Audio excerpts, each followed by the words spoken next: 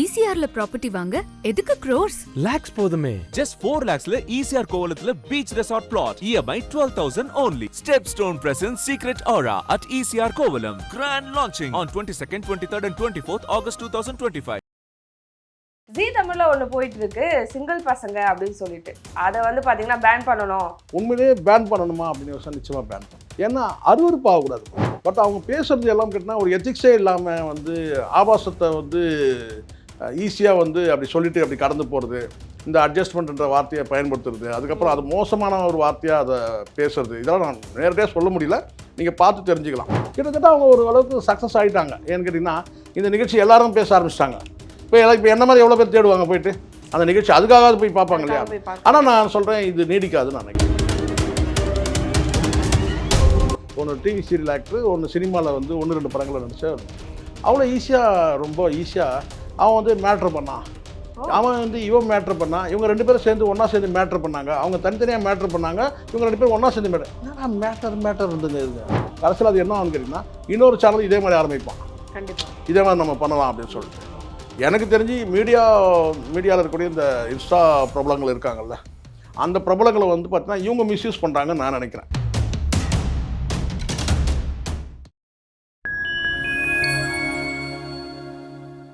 Fine time cinema நேயர்களுக்கு வணக்கம். இன்னைக்கு நம்ம கூட நிகழ்ச்சியில பத்திரிகையாளர் ஷேக்வாரா சார் நம்ம கூட இருந்திருக்காரு. வணக்கம் சார். வணக்கம். சார், இப்போ நிறைய ஷோஸ் நம்ம பார்த்துருக்கோம். கலர்ஸ்ல வந்து பாத்தீங்கன்னா நம்ம வீட்டு மாப்பிள்ளையும் சொல்லிட்டு ஆரியா வச்சு ஒரு கூத்து பண்ணாங்க, அதுக்கப்புறம் என்னாச்சுன்றதை எல்லாருமே ட்ரால் பண்ணாங்க. அந்த மாதிரி விஜய் டிவிலியா இருக்கட்டும், நிறைய ஷோஸ்ல வந்து நம்ம நிறைய பார்த்துருக்கோம். இப்போ ஜீ தமிழ்ல ஒன்று போயிட்டு இருக்கு சிங்கிள் பசங்க அப்படின்னு சொல்லிட்டு அதை வந்து பாத்தீங்கன்னா பேன் பண்ணணும், அந்த ஷோ வந்து பாத்தீங்கன்னா இருக்கக்கூடாது அப்படின்னு சொல்லிட்டு நிறைய சொல்லிட்டு இருக்காங்க. நீங்க அந்த ஷோ பாத்தீங்களா, இல்ல ப்ரோமோ பாத்தீங்களா? இந்த மாதிரி சர்ச்சையான பிறகு நான் பார்த்தேன். ஓகே, முதல்ல பார்க்கல, நமக்கு எங்கே நேரம் இருக்குது, நம்ம வீடியோ பார்க்கறதுக்கு நம்ம நேரம் இல்லை, அப்புறம் எங்கே அதை போய் பார்க்குறது. ஆனால் இந்த மாதிரி சர்ச்சையான பிறகு போய் பார்த்தேன். உண்மையிலேயே பேன் பண்ணணுமா அப்படின்னு யோசனை நிச்சயமாக பேன் பண்ணணும். ஏன்னா அருவருப்பாகக்கூடாதுமா. இப்போது உங்களுக்கு வந்து ஒரு வீடியோ ஒரு நிகழ்ச்சியை வந்து நீங்கள் வந்து ப்ரொமோட் பண்ணணும், அதை பார்வையாளர்களை ஈர்க்கணும், இதெல்லாம் தான் பண்ணணும் தான், நான் இல்லைன்னு சொல்ல. ஆனால் அதுக்காக நம்ம வந்து இது வந்து இந்த சோஷியல் மீடியா வந்து எப்படி நம்ம வந்து பயன்படுத்தணும்னு ஒன்று இருக்குல்ல. நம்ம குறைஞ்சபட்சம் ஒரு எத்திக்ஸ் கூட இல்லாமல் வெறும் வியாபார கண்ணோட்டத்தோடய வந்து சில பேர் உங்களுக்கு தெரியும், இந்த இன்ஸ்டா பிரபலங்கள்லாம் வந்து எப்படி இன்ஃப்ளூயன்ஸ் பண்ணாங்கன்றதெல்லாம் உங்களுக்கு தெரியும் கடந்த காலத்தில். அது வந்து சில பேர் வந்து ரெட்டை அர்த்தன்றதை தாண்டி நேரடியாகவே வந்து ஆபாசமாக பேசுனதெல்லாம் உங்களுக்கு தெரியும், சரிங்களா? இப்போ கூட சில மார்க்கெட் இழந்த சில நடிகைகள் வந்து இந்த விஜேவாக வர்றதெல்லாம் நீங்கள் பார்த்துருப்பீங்க, சரிங்களா? அவங்க நமக்கு ஒன்றும் ஆட்சேபனை இல்லை, பட் அவங்க பேசுகிறது எல்லாம் கேட்டால் ஒரு எத்திக்ஸே இல்லாமல் வந்து ஆபாசத்தை வந்து ஈஸியாக வந்து அப்படி சொல்லிட்டு அப்படி கடந்து போகிறது, இந்த அட்ஜஸ்ட்மெண்ட்ன்ற வார்த்தையை பயன்படுத்துறது, அதுக்கப்புறம் அது மோசமான ஒரு வார்த்தையாக அதை பேசுறது, இதெல்லாம் நான் நேரடியாக சொல்ல முடியல, நீங்கள் பார்த்து தெரிஞ்சுக்கலாம். நான் சொல்லக்கூடியது வந்து இந்த இன்ஸ்டா பிரபலங்கள் மட்டுமே இல்லை, சினிமாவில் வாய்ப்பிழந்த நடிகைகள் கூட அந்த மாதிரி சில பேர் வந்து பேசுகிறதெல்லாம் நம்ம பார்த்துருக்குறோம். இதெல்லாம் என்கரேஜ் பண்ண முடியாது ஒன்று. ரெண்டாவது வந்து சோஷியல் மீடியான்றது வந்து கேட்டால் ஏதோ குறிப்பிட்ட வந்து அடல்ட் மட்டும்தான் பார்க்குறாங்கன்றது கிடையாது, சரிங்களா? சின்ன பிள்ளை கூட பார்க்குறாங்க. ஆனால் அது நிகழ்ச்சியே வந்து பார்த்தீங்கன்னா வந்து சின்ன பிள்ளைகளை வச்சு நீங்கள் வந்து எடுக்கிறதுன்றது, பிலோ வந்து 18 வந்து வச்சு நிகழ்ச்சி பண்ணுறது, சரி அந்த நிகழ்ச்சியில் வந்து ஏதாவது வந்து சமூக கருத்து ஏதாவது போகிற போக்கிலையாவது ஒரு சமூக கருத்து இருக்கான்னு பார்த்தீங்கன்னா அது கூட கிடையாது. சரி, காம்படிஷன் ஒன்று வைக்கிறீங்க, ஏதாவது ரிஸ்க் காம்படிஷன் என்ன இருக்குதான்னு பார்த்தீங்கன்னா முழுக்க ஏதோ ஒரு வகையில் வந்து ஆபாசத்தை வந்து திணிக்கிற மாதிரி இருக்குது. அது அந்த வகையில் நான் பார்த்தேன். சிலது சொல்ல முடியுது, சிலது சொல்ல முடியல என்னால். நீங்கள் அதை பார்த்தாலே தெரியும். இதன் மூலமாக என்னன்னு கேட்டால் அந்த நிகழ்ச்சி நம்ம ஒரு ப்ரொமோட் பண்ணுற மாதிரி ஆகிடக்கூடாது அப்படின்னு இருக்குது. ஆனால் வந்து உண்மையிலேயே வந்து நான் சொல்கிறேன், இப்போது இதே நீ தொலைக்காட்சியில் வந்து இப்போ இதே வந்து வேறு ஒரு தொலைக்காட்சியில் வந்து தப்பான ஒரு நிகழ்ச்சினா நம்ம வந்து இந்த நாய்கள் குறித்து விஷயம் பேசும்போது ஒரு தப்பான விஷயம்னா நம்ம அதை கண்டித்து தானே பேசுகிறோம். நமக்கு ஒன்றும் தொலைக்காட்சி மீது நமக்கு எந்த விருப்பம் கிடையாது. ஆனால் குறிப்பிட்ட ஒரு தொலைக்காட்சியில் வந்து இந்த மாதிரியான வந்து ஒரு அருவருப்பான ஒரு நிகழ்ச்சியை வந்து போடுறது மூலமாக ஒரு பார்வையாளர் வந்து அது பாசிட்டிவாக இருக்கட்டும் நெகட்டிவாக இருக்கட்டும் எப்படி தான் பார்த்தா போதும், நம்ம நிகழ்ச்சியை அது எப்படின்னா இருக்கட்டும், நம்ம நிகழ்ச்சியை பார்க்கணும், நம்ம என்ன வேணால் செய்யலாம், என்ன வேணாலும் கோமாளித்தனம் பண்ணலாம், என்ன வந்து எப்படி வேணால் கொச்சையாக நடந்துக்கலாம் அப்படின்னு ஒரு பார்வை இருக்குல்ல. அதில் நான் இந்த ஜி தமிழில் வந்து நான் பார்த்தேன். அதை நான் வந்து பார்த்தேன். ஜி தமிழ் தானே? ஆமாம், ஜி தமிழ். ஸோ அந்த ஜி தமிழை வந்து நான் பார்த்தேன் நான். ஓகே. ஸோ அதனால் எனக்கு வந்து என்னென்னா ஒரு இந்த இந்த இது மாதிரி ஒரு ஆபாசமான அருவருப்பான ஒரு நிகழ்ச்சி வந்து நடத்துகிறாங்களே, அதை பற்றி நீங்கள் என்ன நினைக்கிறேன்னு கேட்கும் போது நான் அதை பார்க்கவே இல்லை பாருங்க, ஒரு சேனலை பார்க்கவே இல்லை. இது நான் பார்த்துட்டு வரேன்னு சொல்லிட்டு அதுக்கப்புறம் நான் பார்த்துட்டு ஒரு அரை மணி நேரம் பார்க்கும்போது பார்த்தீங்கன்னா உண்மையிலேயே வந்து அருவருப்பாக ஆபாசமாக இருக்குது. ஸோ இதை இப்போது பார்ட்டிசிபெண்ட் எப்படி வராங்கன்னு சில பேருக்கு கேள்வி கேட்பாங்க.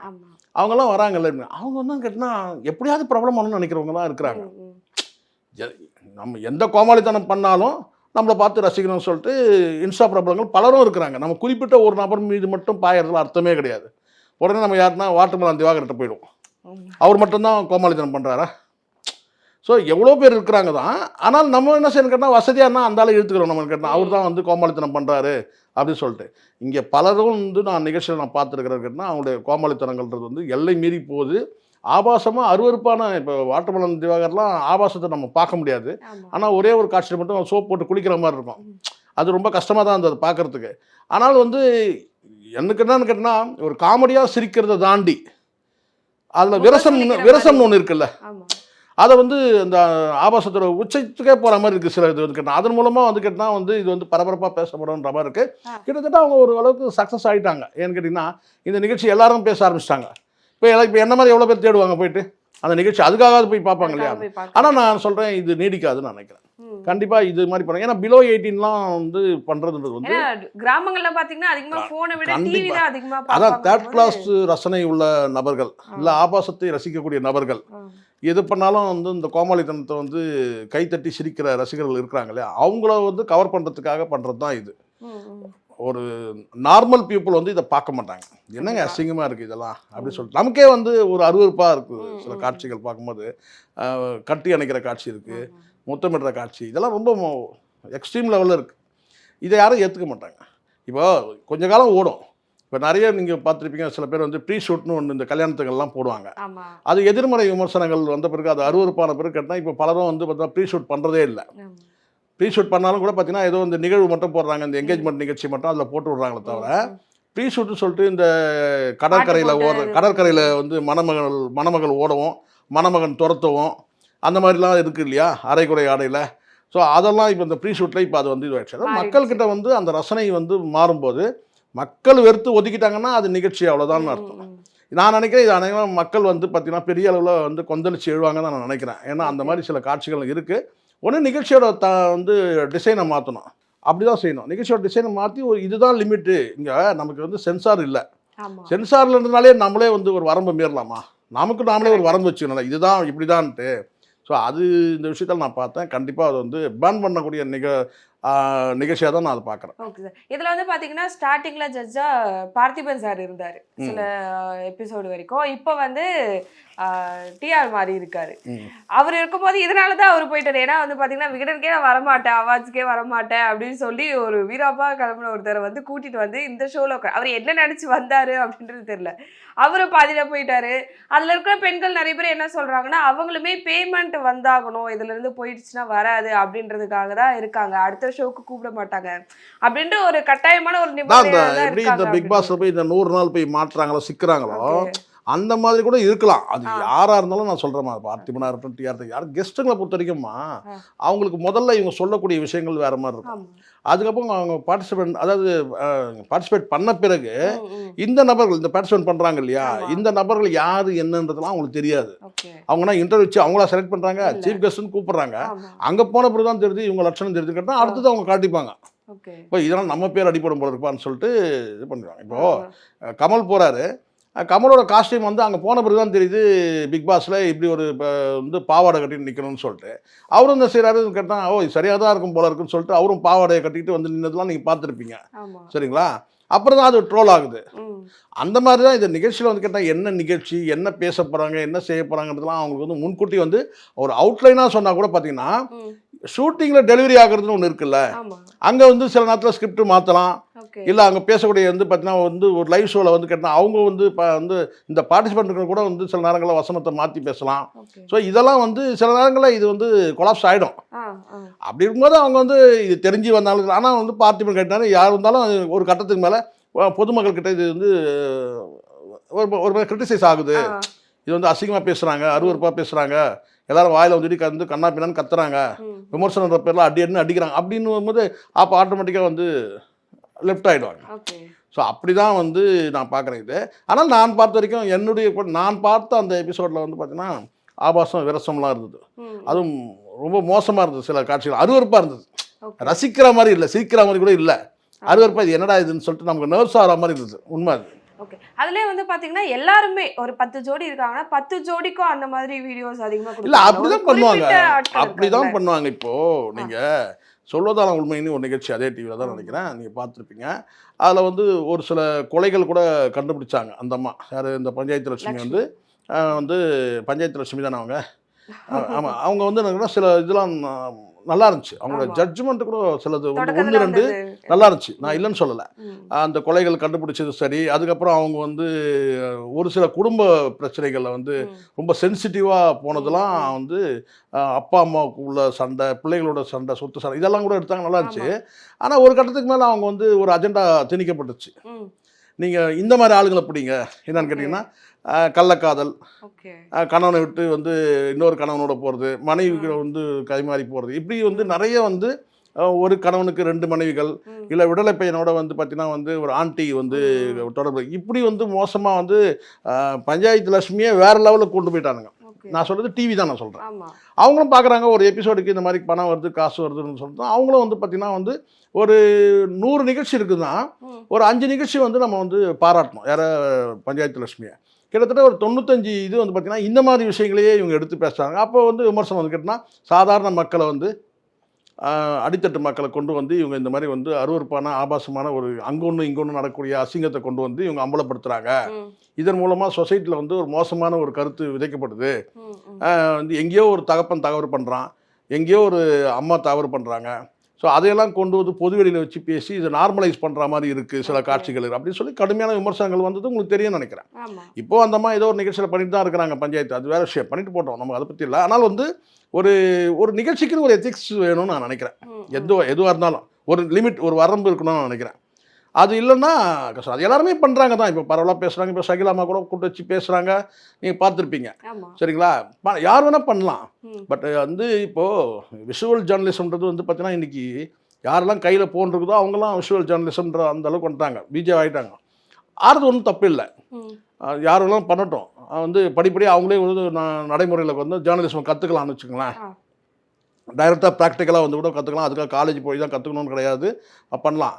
ஆனால் எல்லாமே வந்து ஒரு எத்திக்ஸுக்குள்ளே வரணுன்ற, நான் ஒரு வரம்புக்குள்ளே வராமல் என்ன வேணாலும் பேசலாம். நான் சமீபத்தில் 2 நடிகைகள் பேசுகிறத பார்த்தேன். நான் சகிலாமா சொல்லலை, சகிலாமாவோ வனிதாவோ இவங்கள சொல்ல, நீங்கள் அப்படி புரிஞ்சுக்க போறீங்க. வேறு ஒரு 2 பேர் பேசுகிறத நான் கேட்டேன். ஒன்று டிவி சீரியல் ஆக்டர், ஒன்று சினிமாவில் வந்து 1-2 படங்களில் நடித்தவருங்க. அவ்வளோ ஈஸியாக, ரொம்ப ஈஸியாக அவன் வந்து மேட்ரு பண்ணான், அவன் வந்து இவன் மேட்ரு பண்ணான், இவங்க 2 பேரும் சேர்ந்து ஒன்றா சேர்ந்து மேட்ரு பண்ணாங்க, அவங்க தனித்தனியாக மேட்ரு பண்ணாங்க, இவங்க 2 பேரும் ஒன்றா சேர்ந்து என்னடா மேட்டர் இருந்துங்க இதுங்க. அந்த வார்த்தையை அசால்ட் ரொம்ப கேஷுவலாக வந்து மேட்டர் என்ன இது? ஒரு லிமிட் இருக்குல்ல எல்லாத்துக்கும். அவன் மேட்ரு பண்ணால் இவங்க சேர்த்து மேட்ரு பண்ணாங்க, 2 பேரும் சேர்ந்து தனித்தனியாக மேட்ரு பண்ணாங்க, அப்புறம் 2 பேரும் ஒன்றா சேர்ந்து மேட்ரு பண்ணாங்க. என்னன்னா மேட்டர்னா அப்போ என்னன்னு புரியுது. ஸோ இதெல்லாம் வந்து நான் வந்து நான் ஸ்ட்ரெயிட்டாக சொல்லுங்க, ஆண் பேர் உறவு சொல்லுங்கள், 2 பேரும் உறவு வச்சுட்டாங்க சொல்லுங்கள், அது என்ன மேட்டர்? அது என்ன வார்த்தை? இப்போ 2 பேரும் வந்து உடல் ரீதியாக தொடர்பு வச்சுட்டு நானும் பேசியிருக்கேன்னு கேட்டால் அவங்களுக்குள்ள வந்து உடல் ரீதியான தொடர்பு ஏற்பட்டுச்சு. அவங்க 2 பேரும் வந்து உறவு 2 பேரும் சேர்ந்து உறவு வச்சுட்டாங்க, 2 பேரும் படுக்கையை பகிர்ந்துக்கிட்டாங்க, அப்படி கூட சொல்லலாம். ஆனால் நீங்கள் சொல்கிறது என்னென்னா அவன் வந்து மேட்ரு பண்ணால் இவன் வந்து மேட்ரு என்ன மேட்டர் அப்படியே ஓங்கி நம்ம அவ்வளோ கோவம் வந்துச்சு எனக்கு. இப்போ இதெல்லாம் பார்க்குறவங்களுக்கு எப்படி இருக்கும்? இது ஒரு தடவை மேட்டர்னு சொன்னால் பரவாயில்ல, ஒரு வார்த்தையில் அவங்க உடல் ரீதியாக அவங்கள வந்து தொடர்பு வச்சுட்டாங்கன்னா முடிச்சு. நீங்கள் அதையே திருப்பி மேட்டர்னா எப்படி இருக்கும்? வெறுப்பாக இல்லாத பார்க்குறதுக்கு. அப்போ வந்து அந்த இடத்துல நீங்கள் என்ன லட்சணத்தில் நீங்கள் விஷுவல் ஜேர்னலிஸ்ட்னால் அப்படியே பண்ணீங்க. நான் பேசவே கூடாது சொல்ல, எனக்கு தெரிஞ்ச சகிலாமா அது வந்து பார்த்திங்கன்னா சரியாக இருக்கும். அவங்க பேசுகிறது, அவங்க கேட்குறது வந்து பார்த்திங்கன்னா ப்ராக்டிக்கலாக இருக்கும். அது அவங்களுடைய எக்ஸ்பீரியன்ஸு, அவங்களுடைய பாடி லாங்குவேஜ் இதெல்லாம் வந்து அதுக்காக வந்து ஆபாச நடிகை, அவங்க ஒரு கவர்ச்சி நடிகை தானே, அவங்க இதுதான் இதெல்லாம் பேசுகிறாங்களா, அப்படியே பேசினால் சொன்னால் கூட ஒரு தடவை சொல்லலாம். நான் சுக்கா சொல்கிறது வந்து பார்த்திங்கன்னா அப்படி சொல்லலாம். ஆனால் இங்கே அதையே மையப்படுத்தி திருப்பி பேசினா அப்போ உங்கள் நோக்கமே என்ன? உங்களுக்கு வேறு உங்களுக்கு சப்ஜெக்டே தெரியாதா? எவ்வளவோ இருக்குது எடுத்து கொண்டு வரணும்னு சொன்னால் வந்து இந்த ஃபீல்டில் பார்வையாளரை கவரணுன்றதுக்காகவே நீங்கள் வந்து ஒரு சில மேட்டர் எடுத்து பேசுகிறாங்க.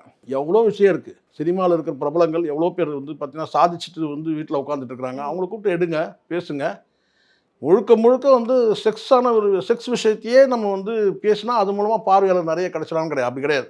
நம்ம எவ்வளோ பேர் இருக்கிறாங்க, சில பேர் எடுத்து பேசலாம். சரிங்களா? நான் சொல்கிறேன் இதில் வந்து இந்த நிகழ்ச்சியை பொறுத்த வரைக்கும் முழுக்க முழுக்க வந்து பேன் பண்ணணும்.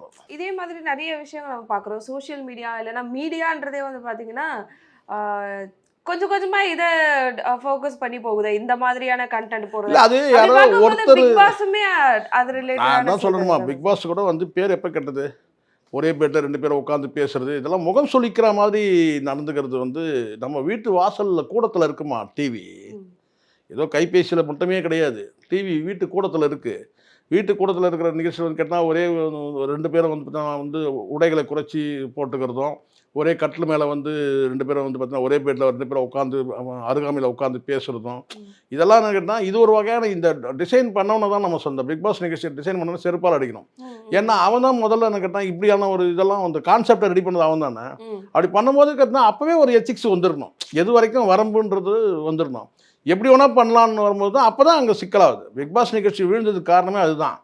அருவருப்பாயிடுதுல்ல. ஒரு ஹாலில் உட்காந்து எல்லாரும் டிவின்றது நீங்கள் ஏதோ வந்து பெட்ரூமில் வச்சு பார்க்குறது கிடையாது. டிவி ஹாலில் தான் எல்லா வீட்லையும் நடுக்கூடத்தில் இருக்குது.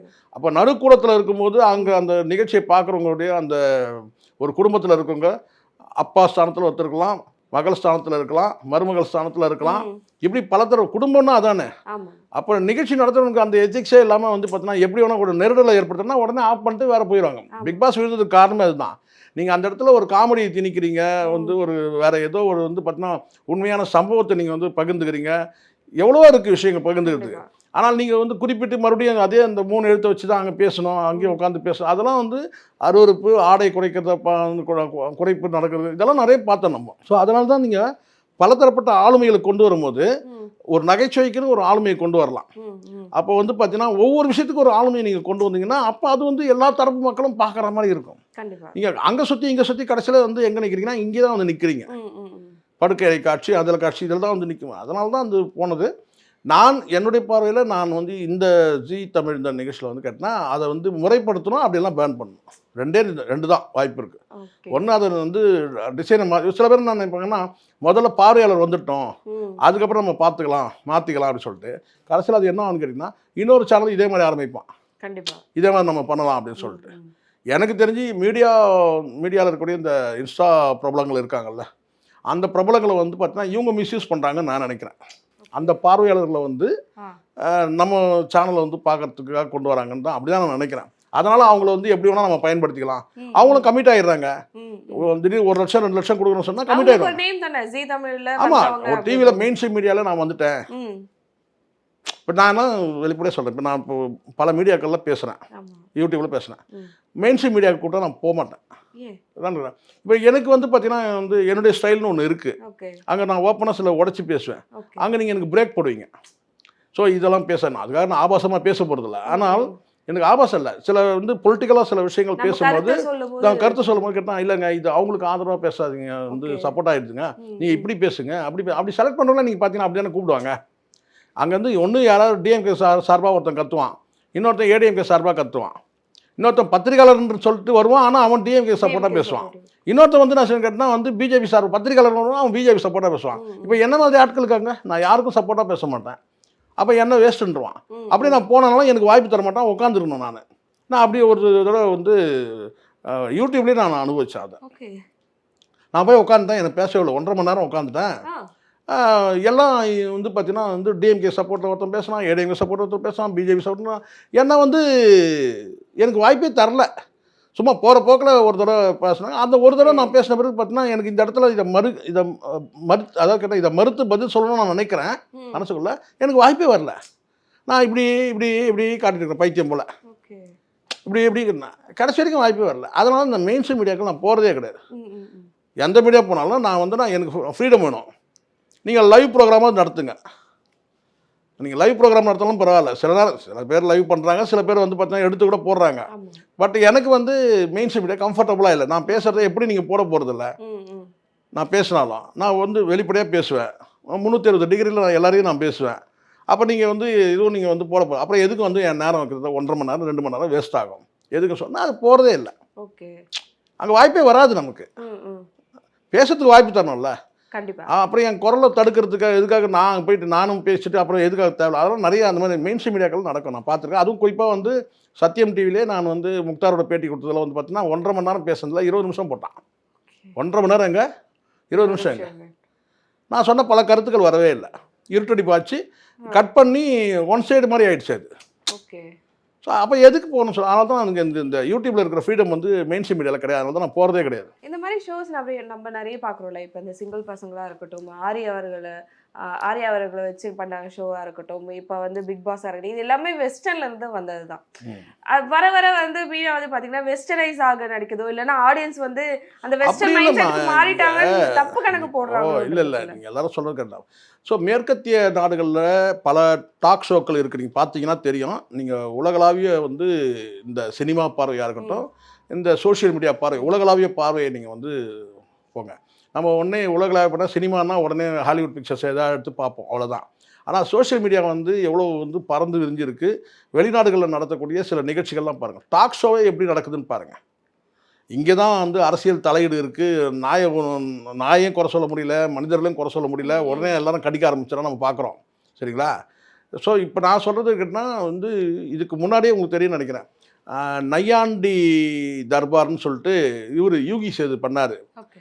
சோஷியல் மீடியாவில் தான் பண்ணார். இதில் தான் சாரி தூர்தர்ஷனில் தான் பண்ணார்னு நினைக்கிறேன். நையாண்டி தர்பார்னு சொல்லிட்டு ஒரு நிகழ்ச்சி நடத்தினார். அதுதான் நான் நினைக்கிறேன் இங்கே மீடியாவில் வந்து முதல் டாக் ஷோ அதான் நினைக்கிறேன் அநேகமாக. ஸோ அதுக்கு பிறகு தான் அந்த கேள்வி பதிலெலாம் போட்டு வந்தது. நையாண்டி தர்பார்ன்றது வந்து அவருடைய பாணியில் அவர் நடத்தினார். ஒரு யூகி சேது அவர் மிகப்பெரிய திறமசாலி, ஒரு நல்ல ஜேர்னலிசம் தெரிஞ்சவர் அவர். ஆனால் அதுக்கப்புறம் அவர் வந்து சில படங்களை நடித்தார். அதுக்கப்புறம் அவர் காணாமல் போயிட்டார்.